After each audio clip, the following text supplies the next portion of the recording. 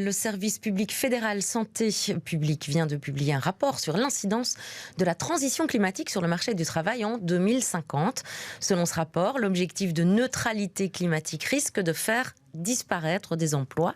Bonjour Camille Payot. Bonjour. Oui, mais aussi en transformer et en créer. Mais avant ça, pour mieux comprendre l'étude, il faut revenir à la toute première question qui a été posée.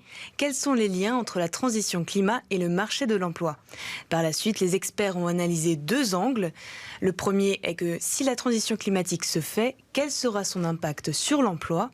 Et le deuxième, pour qu'il y ait cette transition, il faut des changements au niveau du marché du travail, des compétences et de la formation.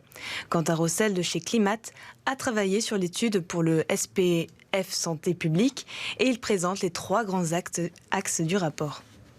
Donc les grandes lignes de mesures politiques, c'est 1.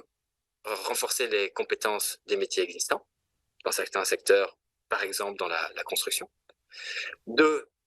Attirer vers les métiers nécessaires pour la transition et attirer vers la formation.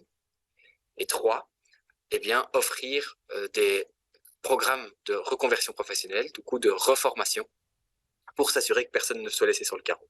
Et ces trois axes-là ne seront possibles que si on a vraiment un plan d'action conjoint, co-construit, concerté et coordonné par l'ensemble des parties prenantes politiques aux différents niveaux de compétences, mais aussi collaboration publique-privée et évidemment de concert avec les acteurs de l'enseignement et de la formation. Et selon le rapport, il y aurait près de la moitié des emplois impactés par la transition climatique et en particulier le secteur des services et de la construction. Mais que ce soit les transports, les communications ou l'agriculture, d'une manière directe ou indirecte, ils devront eux aussi s'adapter, modifier leurs compétences, leur manière de travailler. Par exemple, les activités très énergivores devront laisser place à des activités en faible intensité de carbone.